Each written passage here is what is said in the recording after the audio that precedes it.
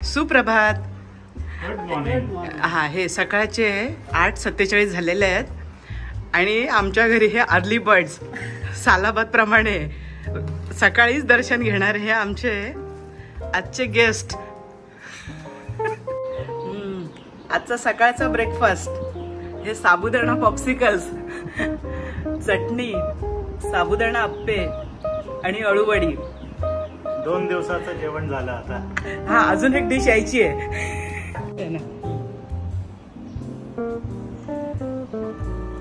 हे इन्स्टंट रवा स्पॉन्ज डोसे आणि चटणी. सेकंड डिश इन्स्टंट माणसांसाठी घ्या. इन्स्टंट येणाऱ्या लोकांसाठी इन्स्टंट डिश. हा, नंतर आम्ही, तुम्ही खा आता, नंतर आम्ही तुम्ही एन्जॉय करा. बढिया.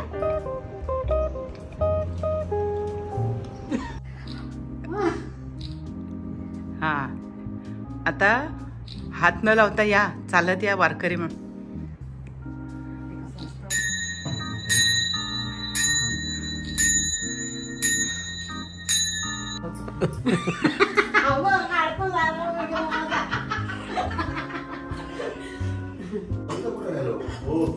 तुम्ही दोघं असले पाहिजे ना माऊली.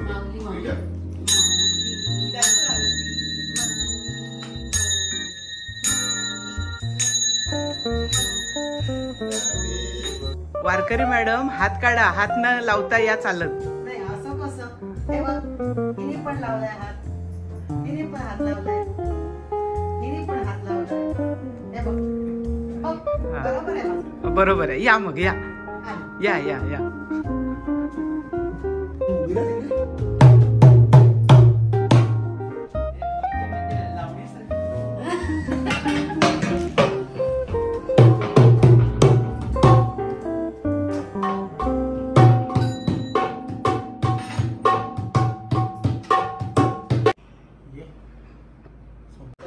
नमस्कार मंडळी.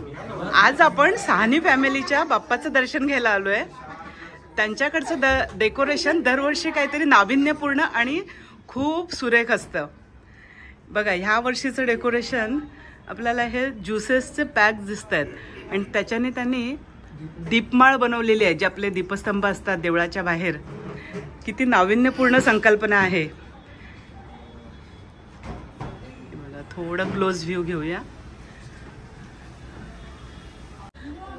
आजचं डेकोरेशन करणारे साहनी फॅमिलीची ही दुसरी जनरेशन. आधी त्याचे काका मनोज करायचे, आता हा त्यांचा भाचा, सॉरी पुतण्या, आमचा गौरव. आता गौरव, सांग जरा, यावर्षी तू काय केलं? मंडळी, तुमच्या सर्वांना गणेश चतुर्थीच्या खूप खूप शुभेच्छा. आणि जसं तुम्ही बघत आहात की आपल्या जुने जसं ट्रॅडिशन असतं, तर आपल्या मंदिरामध्ये दीपमाळ असते, तशी यावेळीची आमची रचना आहे. तुम्ही बघत असाल खालती आम्ही जसं टेट्रा पॅक आहे ते यूज करून इको फ्रेंडली कन्सेप्टनी ही दीपमाळ बांधली आहे. म्हणजे जसं फ्रुटी झाली, ट्रॉपिकाना झाला, आपला गुआवा ज्यूस झाला, मस्ती छास झालं, तर ही रचना आम्ही इको फ्रेंडली झिरो वेस्ट या कन्सेप्टनी बनवली आहे.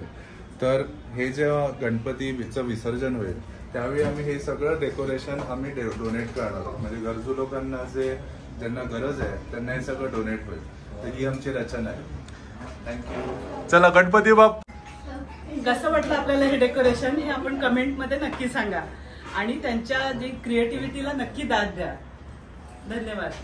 साक्षात पंढरपूरला आल्यासारखं वाटतं. इथे गणपतीची सजावट केली आहे स्मितल आणि त्यांच्या कुटुंबियांनी, पण प्रत्यक्ष पंढरपूरला आल्यासारखं वाटतं. मंदिर, एकंदर बाकी सगळे ते वारकरी आणि सगळे फोटो, सगळे संतांचे फोटो आणि त्यांची माहिती, हे सगळं असं बघून असं वाटतं की प्रत्यक्ष आपण पंढरपूरला आलोय, वारीला आलोय.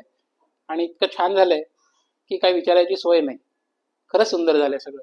सजावट आणि सगळंच, गणपतीची मूर्ती, सगळं सुंदर आहे.